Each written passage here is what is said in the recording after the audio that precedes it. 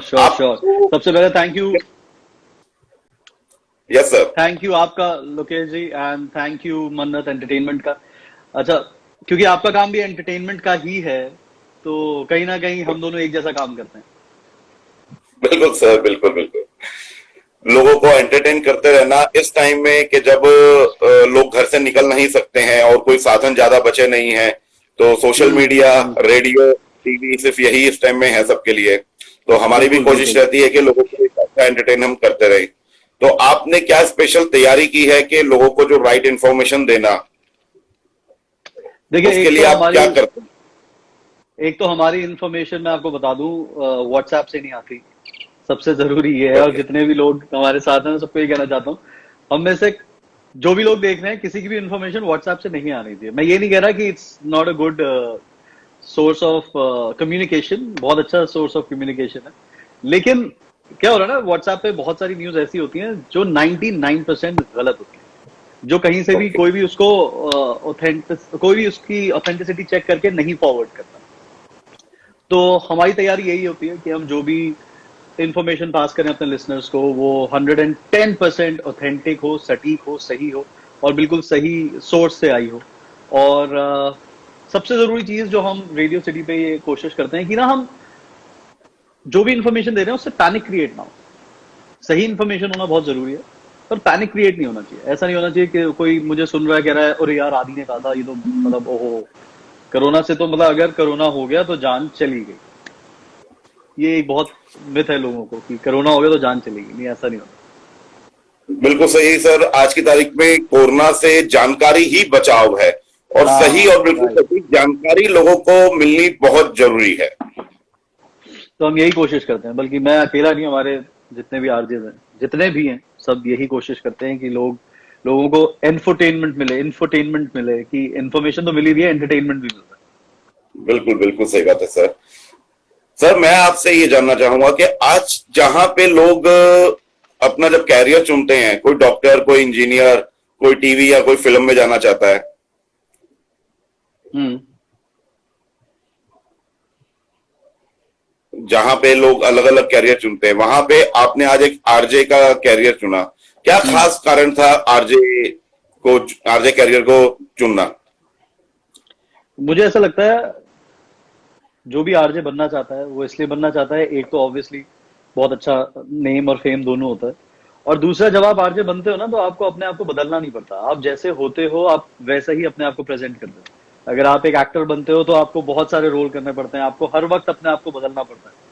RJ में मैं जैसा हूं मैं वैसा ही हूं, मतलब लोग मैं ऐसा हूं, इसलिए पसंद नहीं करते क्योंकि मैं ऐसा होना चाहता हूं, या फिर सो जैसे अगर आप मुझे रेडियो पे सुनेंगे तो आपको लगेगा कि मैं अपने दोस्त से बात कर रहा हूं, और मैं यही चाहता हूं। तो मुझे यही लगा कि ऐसा लोग कहते थे कि मैं अच्छा बोलता हूँ, क्योंकि एक लोगों को ये भी मिथ है ना कि आप आरजे क्यों बनना चाहते हैं, क्योंकि लोग कहते हैं मैं बहुत बोलता हूँ। नहीं, आप बहुत बोलते हैं का मतलब ये नहीं है कि आप आरजे बन जाएंगे। सर आपका जो वर्क है, आपकी फैन फॉलोइंग बहुत जबरदस्त है। हम्म। आपको लोग जानते हैं आपके नाम से, आपकी आवाज से। हम्म। और फेस, आजकल चलो सोशल मीडिया है, मगर सोशल मीडिया पे लोग इतना फेस याद नहीं कर पाते हैं। हम्म। तो आपको कैसा रियलाइज होता है जब आप मार्केट में जाते हैं, लोग अगर मिलते होंगे आपके फैन, अरे ये तो आरजे आदि है, और वो आते हैं आपके से मिलते हैं, तो कैसा रियलाइज करते हैं आप? नो डाउट बहुत अच्छा लगता है, और जब भी हम अपने लिसनर्स से मिलते हैं तो बहुत ही अच्छा लगता है। But thanks to Modi ji, जिन्होंने डिजिटल इंडिया शुरू करा और लोगों को मोटिवेट करा कि डिजिटल जाएं, और हम भी जब डिजिटली आते हैं तो अब ज्यादा रीच हो गई है, और इस कोरोना की वजह से तो बहुत ही ज्यादा डिजिटल लोग जाने लगे हैं। अदर जॉब से एक आरजे की जॉब में कितना फर्क है? देखिए, हर जॉब, एवरी क्या job is very important. TV या एवरी टीवी या फिल्म स्टार्स की बात करें, कि टीवी में जो कलाकार हैं या फिल्मों के कलाकार, उनसे कितना अलग जॉब आता है रेडियो आरजे का? मुझे ऐसा लगता है, रेडियो या जितने भी आरजेज हैं, हम सबको हर रोज कुआं खोदना पड़ता है और पानी पीना पड़ता है। अगर आप एक एक्टर की बात करें, अगर आप एक टीवी स्टार की बात करें, तो उनके पास एक पर्टिकुलर स्क्रिप्ट होती है। उनको पता होता है कि ये 10 एपिसोड का मैं काम कर रहा हूँ, ये 20 एपिसोड का मैं काम कर रहा हूँ। हम लोग जब भी आरजे बनते हैं तो हमारा काम उसी दिन से शुरू हो जाता है। हमें हर रोज सोचना पड़ता है, हमें हर चीज बड़े ध्यान से देखनी पड़ती है, इस एंगल से देखनी पड़ती है कि यार क्या मैं इसको शो पे इस्तेमाल कर सकता हूँ। तो ये एक बहुत बड़ा फर्क है, लेकिन हर काम बहुत इंपॉर्टेंट होता है और हर काम बहुत मुश्किल होता है। इनफैक्ट जब से मैं घर पे बैठने लगा हूँ, घर से शो करने लगा हूँ, तब से मेरे घर वालों को ये रियलाइज हुआ कि अच्छा, इसका काम सिर्फ 4 घंटे का नहीं होता ये भी काम करता है। मतलब सारी जो भी आप 4 घंटे के शो में काम करते हैं, वो आपको स्क्रिप्ट पहले से रेडी करनी पड़ती है या उसी टाइम बस माइंड में आया और करते चले गए शो को? किसी भी शो की ना कोई स्क्रिप्ट नहीं होती जब हम बोलते हैं, लेकिन हर शो का एक पैटर्न होता है। हर रोज हम ये डिसाइड करते हैं कि आज हम शो में ये करेंगे, आज हम शो में इस टॉपिक पे बोलेंगे, आज हम शो पे इस आर्टिस्ट से बात करेंगे, आज हम शो पे इस अथॉरिटी से बात करेंगे।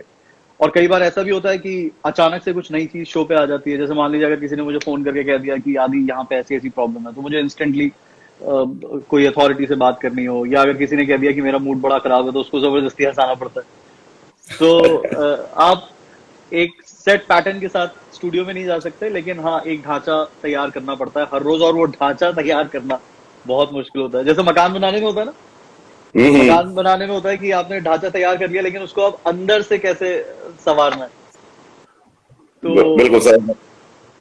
बिल्कुल वही दिक्कत होती है। आप के शो में मैं सही बताऊं, मैं सुबह जब ऑफिस से घर जाता हूं, और सॉरी घर से ऑफिस जाता हूं, तो मेरा आधे घंटे का रास्ता होता है। शाम को जब मैं ऑफिस से घर के लिए निकलता हूं, तो आपकी वजह से मैं वो 1.5 से 2 घंटे में तय करता हूँ। अरे क्यों भाई, ये समझ ताकि उनको सुन सकूं। ये कमेंट है, कॉम्प्लीमेंट है, पता नहीं। मैं मैक्सिमम सुन सकूं, ये रियली है और सच्चाई है। ये आपको सुनने के लिए मेरा जो है शाम का रास्ता जो वापसी का होता है, वो 1.5 घंटे 2 घंटे में तय होता है, सुबह आधे घंटे में तय होता है। आप अपने घर वालों से मेरी पिटाई करवाओगे, मतलब अब उन्हें पता लग जाएगा कि आप घर रोज लेट क्यों आते हो। नहीं नहीं, मेरी वाइफ ऑनलाइन है यहाँ पर ही। अच्छा, मेरी वाइफ देख रही है। चलिए, गुड गुड। आप बाकी जो लैग पुलिंग करते हैं जी, आप जो रेडियो में लैग पुलिंग करते हैं, वो रियलिटी होती है या अपने ही आपके आदमी होते हैं जिनके साथ बात करते हैं? नहीं नहीं नहीं, बिल्कुल ये सवाल बड़ा कॉमन सवाल है, और सभी रेडियो स्टेशन पूरी मेहनत करते हैं, हर चीज रियल करते हैं। और ऑफ कोर्स लोगों को ये लगता है कि यार ऐसा कैसे हो सकता है, बट यही मुश्किल है कि ऐसा कैसे हो, क्योंकि अगर ऐसा हो सकता होता इजीली तो फिर कोई भी कर लेता, पर ऐसा मुश्किल है करना। इसीलिए हम लोग, या इसीलिए मेरे बॉसेस मुझे पैसे देते हैं कि मैं ये मुश्किल काम इजीली कर सकूं। करना है और गालियां सुननी है। क्या करें सर, गाली सुनने के पैसे मिल जाए तो क्या चाहिए।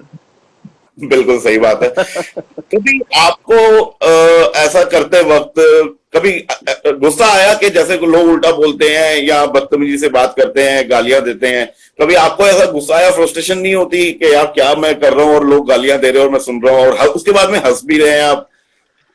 ये मन में क्या चलता है? नहीं, ऐसा चलो नहीं। स्माइल तो आ रही है, मगर अंदर क्या चल रहा है? मन में ये चलता है कि मुझे किसी भी तरह इस पूरी कॉन्वर्सेशन को ऐसा बनाना है कि ये रेडियो पे चल पाए। ओके।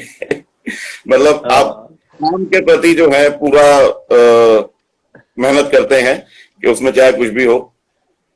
हाँ, ये काम थोड़ा ऐसा है ना, ये काम थोड़ा ऐसा है कि इसमें अगर आप मेहनत नहीं करेंगे तो वो दिख जाएगी। तो इसीलिए रोज मेहनत करनी पड़ती है, ताकि सुनने वाले को ये लगे कि हाँ, वरना सुनने वाला कहेगा यार ये तो वही बात कर रहा है जो कल कर रहा था। तो वो मेहनत करनी पड़ती है। बाकी मेहनत आजकल बहुत सारे हमारे डॉक्टर्स, नर्सेज और वो कर रहे हैं, मैं उनको बहुत बहुत सल्यूट करना चाहता हूँ। और ये सारे कोरोना वॉरियर्स हैं हमारे, चाहे वो, और सबसे एक एग्जांपल जो मैं बार बार रेडियो पे भी दे रहा हूँ और जितने भी लोगों से मैं बात कर रहा हूँ उनको ही बोल रहा हूँ, जो लोग हमारे घर पे कूड़ा उठाने आते हैं उनका जिक्र बहुत कम होता है, बट उनको हैट्स ऑफ है। बिकॉज अगर सफाई नहीं रहेगी इस पर्टिकुलर सिनेरियो में, तो हम सब बहुत मुश्किल में आ सकते हैं। Doctors, nurses, health care staff, police, ये सब तो हैं ही, पर अगर सफाई नहीं होगी तो बहुत मुश्किल होगा। तो इसीलिए मैं अपनी पूरी टीम की तरफ से, सबकी तरफ से उनको बहुत बहुत बहुत बहुत हाथ जोड़ के थैंक यू कहना चाहता हूँ। बिल्कुल सर, वो लोग भी जो है एक कोरोना वॉरियर का बहुत बड़ा रोल प्ले कर रहे हैं बहुत हमारी बड़ा, लाइफ में। बहुत बड़ा, बहुत बड़ा, बहुत जरूरी काम है उनका। क्योंकि अगर आप इमेजिन करो, अगर आपके घर में कूड़ा उठाने वाले भैया ना आए करीब करीब 1 हफ्ते तक, क्या करोगे आप? जैसे या तो वो तो अगर आप सोसाइटी में रहते हो तो नीचे रखोगे, अगर किसी कॉलोनी में रहते हो तो घर के बाहर रखोगे, पर वो इकट्ठा एक ही जगह पे होगा, and then it's gonna be very ugly. उससे तो और 10 तरह की बीमारियां और फैलेंगी, हाँ, वही ना। उससे और 10 तो तरह की बीमारियां। उनको बहुत बहुत शुक्रिया कहना चाहता हूँ, एंड इट्स वेरी इंपॉर्टेंट। एक रेडियो जॉकी की जॉब कितनी सेफ रहती है कि आदमी जो है स्टडी करने के बाद में रेडियो जॉकी का डिप्लोमा भी करता है? क्योंकि देखिए, जैसे फिल्म इंडस्ट्री है, वहां पे भी कोई गारंटी नहीं है कि आप गए, एक फिल्म की, 2 फिल्म की, आप नहीं चले तो वापस आ जाते हैं। तो रेडियो जॉकी में भी ऐसा होता होगा, क्योंकि आपको अपनी फैन फॉलोइंग बनाना आपके अपने हाथ में है हम्म। कि आपको क्या करना है, प्रोग्राम कैसे पेश करना है। जैसे आपका प्रोग्राम आता है आदि मानव, पहले आपका एक आता था आदि आदि आदि आया, वो काफी फेमस था। मतलब कानों में जो है वो धुन शुरू होती थी और गाना मन में शुरू हो जाता था कि है आज आदि मानव है।